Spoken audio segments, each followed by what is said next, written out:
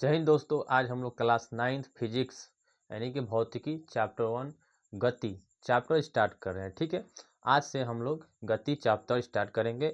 यह मेरा गति चैप्टर का फर्स्ट वीडियो है। ठीक है, इसमें हम लोग मुख्य रूप से गति क्या है, विराम क्या है और गति अवस्था विराम अवस्था क्या है, गति के कितने प्रकार है, यह मुख्य रूप से इस वीडियो में हम लोग इसका ज्ञान लेंगे। ठीक है, हम लोग अगले वीडियो में इसके बाद जो टॉपिक होगा उसको कवर करेंगे।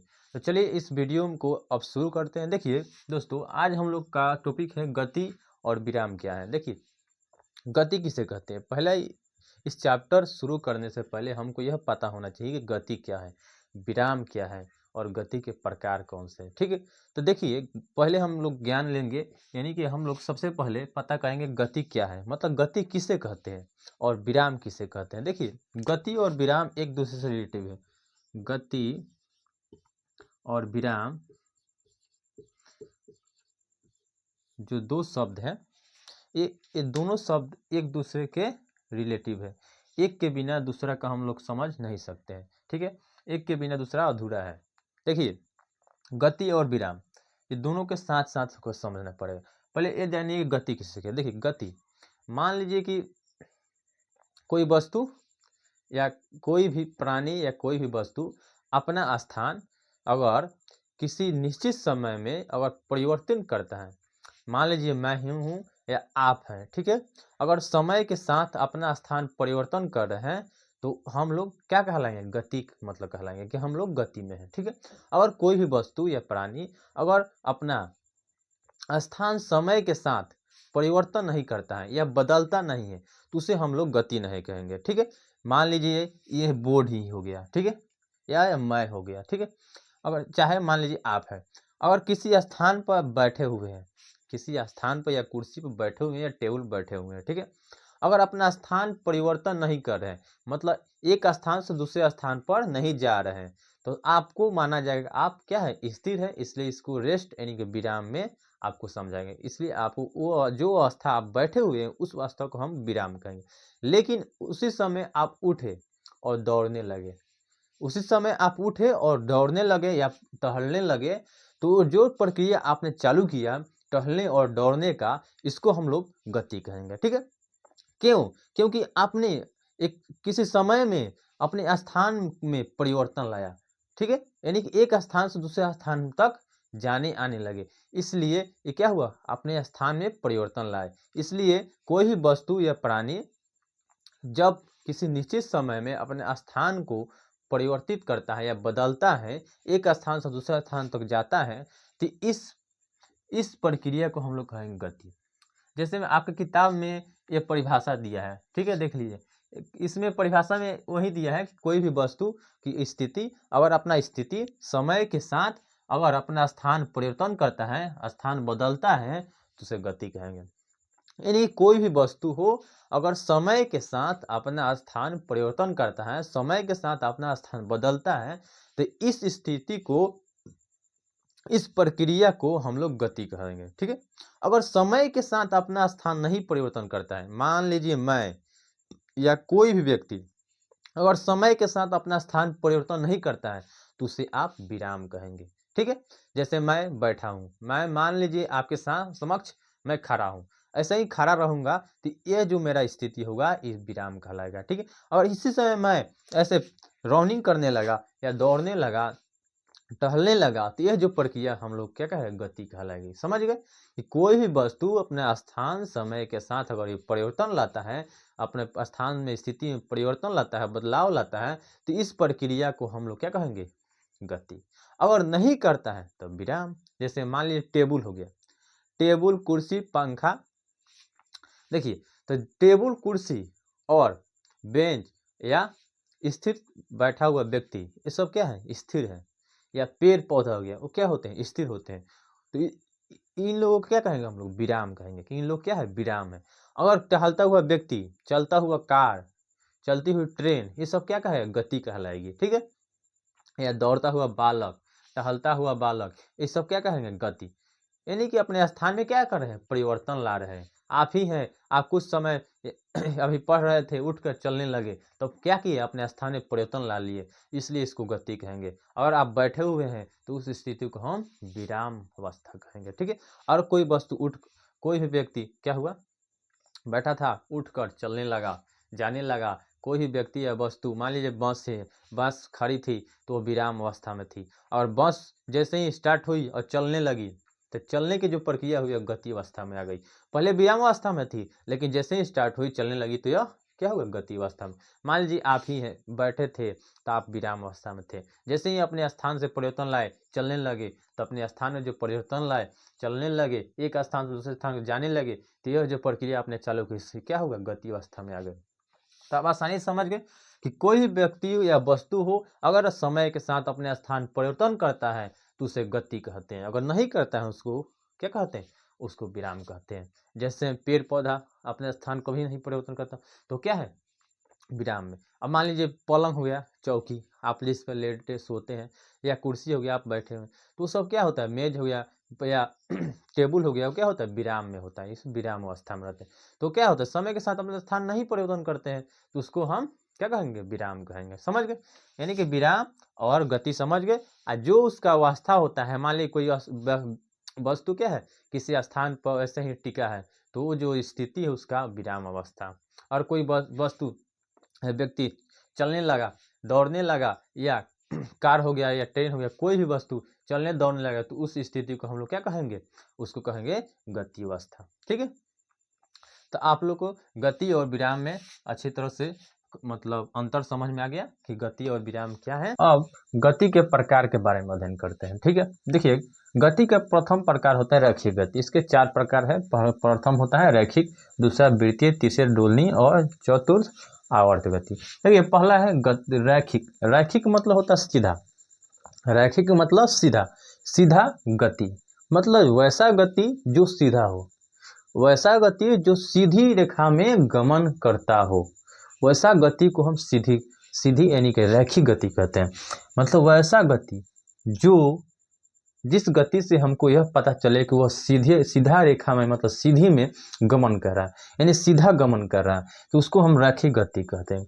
यानी कि सीधी रेखा पर, सीधा पथ पर गमन करने वाला गति को, मतलब सीधा पथ पर यानी सीधी पथ पर अगर कोई गति हो रहा है, सीधी पथ पर और गति हो रहा है, तो उस गति को हम रैखिक गति कहेंगे। जैसे में इस तरह देखिए, एकदम सीधा अगर गति हो रहा है तो इस तरह की गति को हम कहेंगे रैखिक गति, ठीक है। जैसे बंदूक से छोड़ी हुई गई गोली, देखिए बंदूक को से जो छोड़ी हुई गोली होती है वो मुख्य रूप से क्या होती है, सीधी रूप से गमन करती है। बंदूक से छोड़ी गई जो गोली होती है वो सीधी रूप से गमन करती है, इसलिए इस जो गति होता है वो मुख्य रूप से क्या होता है, सीधा होता है, इसलिए इसको हम सीधी यानी कि रैखिक गति कहते हैं। क्या कहते हैं, रैखिक गति, क्योंकि यह सीधी रेखा में गमन करती है, इसलिए इसको हम लोग रैखिक गति। बंदूक से निकला हुआ गोली, उदाहरण में यह पूछ लेता है कि बंदूक से निकला हुआ गोली किस प्रकार का गति है, तो रैखिक गति। समझ, तो इस जैसे में मान लीजिए तीर बाण से क्या कहा, धनुष से निकला हुआ बाण, धनुष से निकला हुआ जो तीर का बाण होता है वो मुख्य रूप से सीधा गमन करता है, इसलिए इसको आप रैखिक गति में रख सकते हैं। वैसा गति जो सीधा हो उसको हम रैखिक गति कहते हैं। समझ गए। अब देखिए दूसरा है वृत्तीय गति। वृत्तीय देखिए नाम सुनिए, वृत्तीय मतलब वृत्तीय मतलब वृत्त के जैसा गति, वृत्त मतलब गोल, वैसा गति जो वृत्त के समान गति हो, मतलब इस तरह गोल हो, ठीक है। तो वैसा गति जो वृत्तीय गति तरह का हो, मतलब वृत्त के जैसा गति करता हो। तो वृत्त के जैसा गति कौन करता है, यानी गोल गति कौन करता है। जैसे में देखिए, आप सूर्य के चक्कर लगाता है पृथ्वी, सूर्य का सन का चक्कर लगाता है अर्थ पृथ्वी, ठीक है। तो सूर्य का चक्कर पृथ्वी जो लगाता है वो वृत्तीय पथ पर लगाता है, मतलब यह जो वृत्तीय गति में होता है वृत्तीय पथ पर गति लगाता है। मतलब अगर कोई भी गति अगर वृत्ताकार पथ पर हो तो वैसा गति को हम वृत्तीय गति कहेंगे। ठीक है, अगर वही सीधी पथ पर हो तो उसे रैखिक गति कहेंगे। तो इसमें क्या होगा, सूर्य का पृथ्वी का द्वारा मतलब पृथ्वी के द्वारा सूर्य का चक्कर लगाना, या आप चंद्रमा के द्वारा पृथ्वी का चक्कर लगाना, ये क्या होता है, वृत्तीय पथ पर होता है, इसलिए इसको हम वृत्तीय गति में रखा जाता है। तो समझ गए, वैसा गति जो वृत्ताकार पथ पर हो, वैसा गति जो वृत्ताकार पथ पर हो, वैसा गति को हम वृत्तीय गति कहते हैं। ठीक है, देखिए वृत्तीय गति तो आप समझ गए। अब होता है डोलनी गति। डोलनी, देखिए डोलनी मतलब डोलन जैसा, मतलब वैसा गति जो डोलन, जैसे में आप बचपन में पेड़ टहनी हो गया, ठीक है, इसमें आप क्या करते थे, कोई रस्सी बांध लेते थे, यहाँ पर डंडा बांध लेते थे, इस पर आप बैठ के ऐसे ऐसे झूलते थे, इधर से ठेके मतलब कोई ढकेला तो इधर गए और फिर वापस आए। तो यह प्रक्रिया जो होता है डोलनी गति जैसे, आज भी आप मेले में जाएंगे तो डोलनी गति के तरह कोई झूला आपको मिलेगा, जो क्या होता है इस तरह का, मतलब इस तरह से जाता है, फिर इस तरह से जाता है, फिर इस तरह से जाता है, मतलब ऐसे डोलन की प्रक्रिया करता है। जैसे मान लीजिए किसी निश्चित बिंदु के आगे पीछे आगे पीछे आगे पीछे होता है। ठीक है, तो वैसा गति जो किसी निश्चित बिंदु के सहारे आगे पीछे हो, जैसे में मान लीजिए मार्कर हो गया, या निश्चित बिंदु मेरा हाथ जो पकड़ा है ऐसे ऐसे, ठीक है, ऐसे हो गया, ऐसे ऐसे, समझ गए। तो ऐसा गति जो किसी निश्चित बिंदु के सहारे आगे पीछे क्या हो, गति करता हो, उसे हम लोग डोलनी गति। जैसे में घड़ी के पेंडुलम, जो आपका घड़ी होता है, तो बहुत घड़ी में नहीं होगा पेंडुलम, लेकिन बहुत सा घड़ी में ऐसे होता है पेंडुलम, इस तरह का होता है।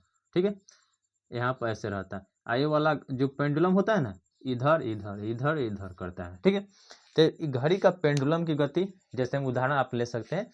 ठीक है, आया झूले की गति, झूले के एक तरह का यह डोलनी तरह का झूला होता है, यह गति जो होता है यह भी डोलनी गति कहलाता है।